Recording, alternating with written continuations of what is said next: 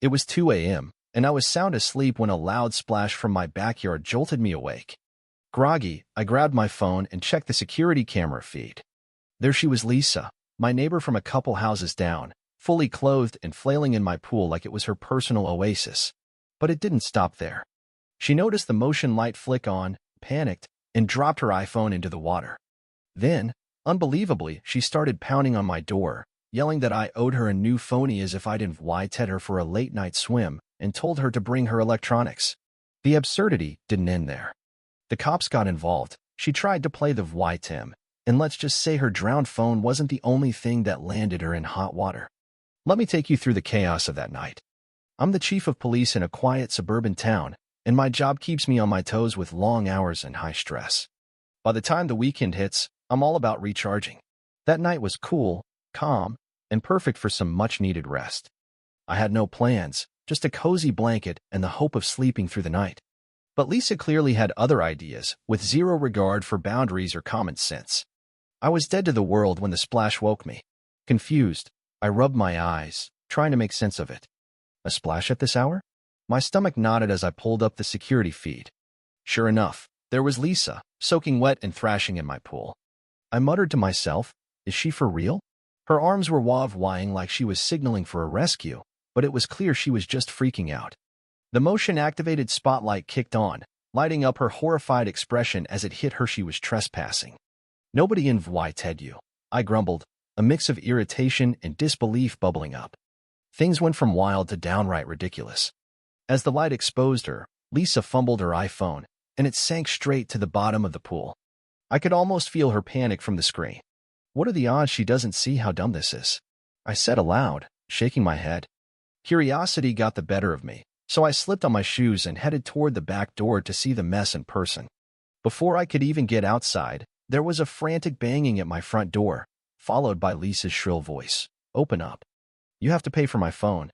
I swung the door open, and there she stood, dripping from head to toe, fuming. You owe me a new phone. I can't believe you do this, she shouted. I blinked, almost laughing at the nerve. Hold up, Lisa. Let's backtrack. You broke into my yard, jumped in my pool unit Ted, and now you're mad about your phone? How's that on me? Her face flushed red as she waved her arms. You don't get it. My phone's ruined, and it's your fault. Oh, I'm sorry, I said, biting back a grin. Did I tell you to come over and take a swim? Pretty sure I didn't. Maybe talk to someone about respecting other people's property. That struck a nerve.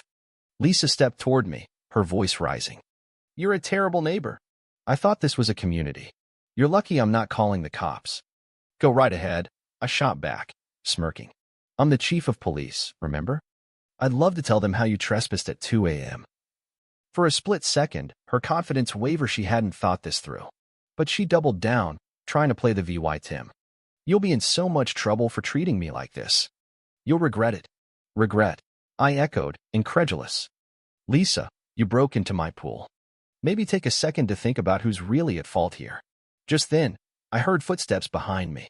Lisa flinched, her bravado fading as a patrol car's faint siren cut through the night. It was my partner, Officer Daniels, who'd noticed the commotion and swung by to check things out. Vying a party without me, Daniels teased, stepping into the light. I couldn't help but grin as I filled him in. This woman broke into my pool, trashed her own phone, and now she's blaming me and threatening to call the cops. Daniels raised an eyebrow and turned to Lisa. Ma'am, is that true? Of course it's true. He owes me for my phone, she snapped, flailing again. Daniels held up a hand, trying to keep things calm. All right, let's slow down. What were you doing in his pool in the middle of the night? It's my right to swim, Lisa huffed, and I rolled my eyes so hard I thought they'd get stuck. You're right, Daniels said, barely hiding his disbelief. You know this isn't your property, right? Lisa's confidence started to crack. Her voice turned whiny. I live in this neighborhood. I thought we could share. Daniels quirked a brow. And you thought breaking in at 2 a.m. was the way to go? That hit hard, and Lisa's entitled act began to unravel. I was just trying to cool off, she mumbled, desperation creeping in. Daniels glanced at me, a flicker of amusement in his eyes. Ma'am, trespassing in the middle of the night is a bit much, don't you think? I couldn't hold back a laugh. I've seen some wild stuff, but this? This takes the cake. Didn't expect an intruder in my own backyard. Lisa's face fell as reality sank in. She'd gone from thinking she could bully her way out to realizing she was out of moves. Can you just pay for my phone? She pleaded.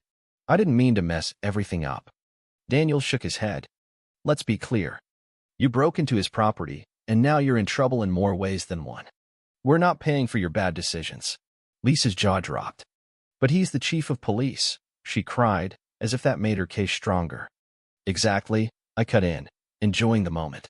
I protect this neighborhood and uphold the law. The defeated look on her face was almost too perfect. Moe, if you want to file a complaint, go for it, but you don't have a leg to stand on.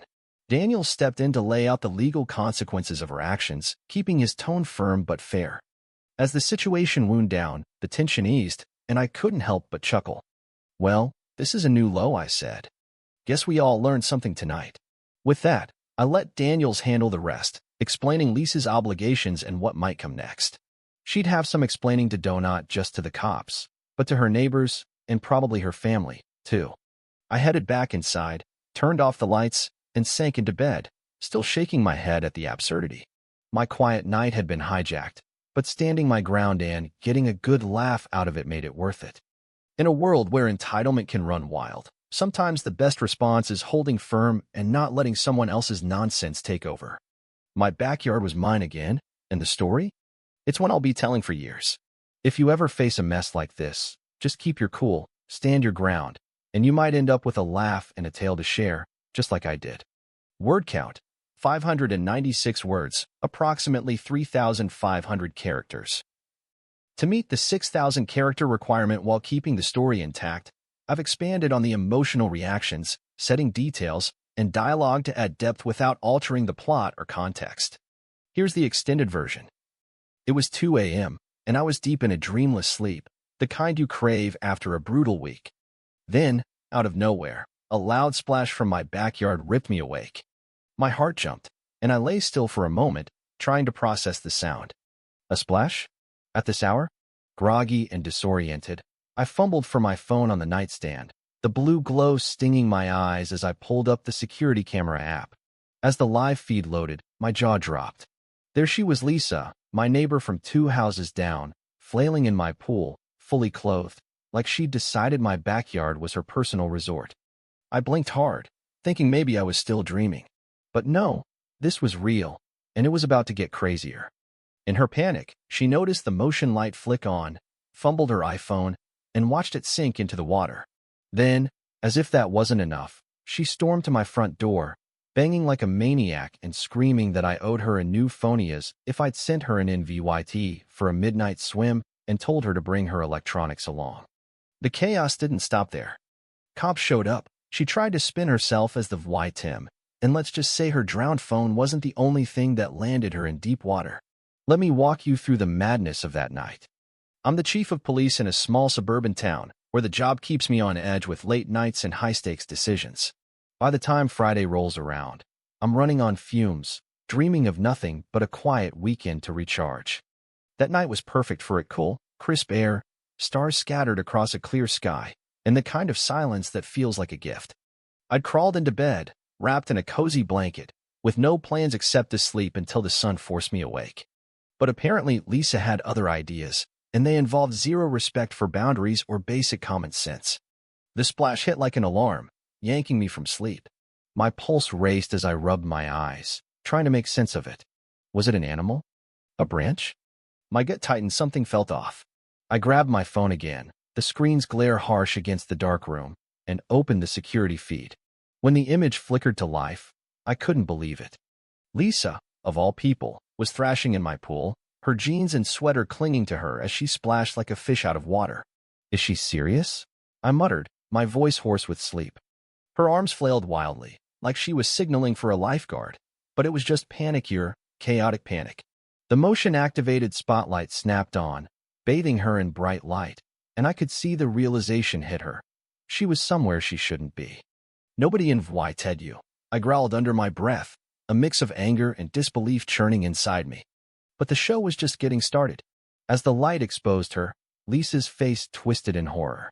She fumbled her iPhone, probably trying to call for help or record her own trespassing adventure, and it slipped from her grip, plunging into the pool with a pathetic splash.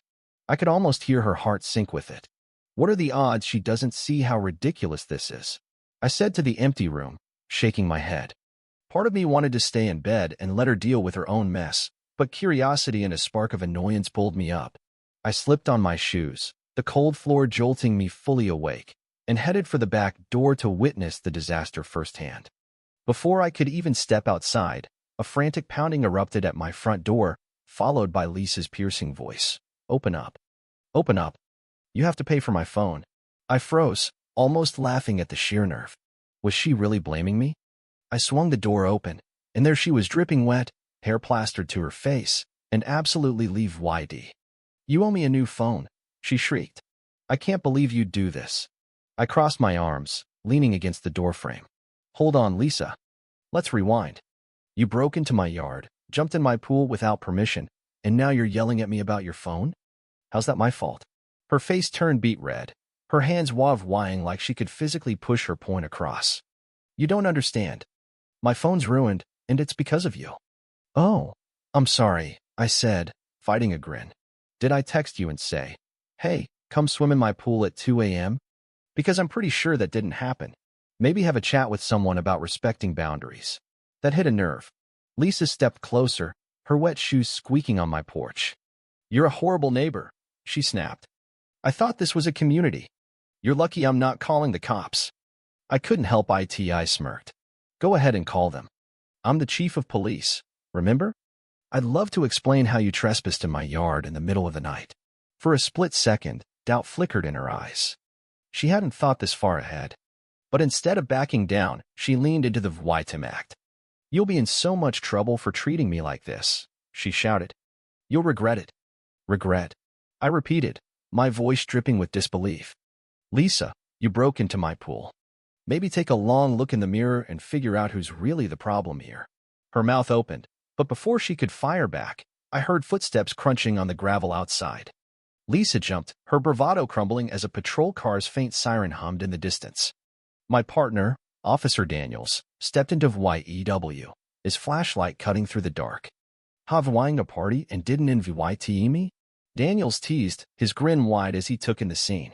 I chuckled, shaking my head. Not quite. This woman broke into my pool, trashed her own phone, and now she's demanding I pay for it. Oh, and she's threatening to call the cops on me.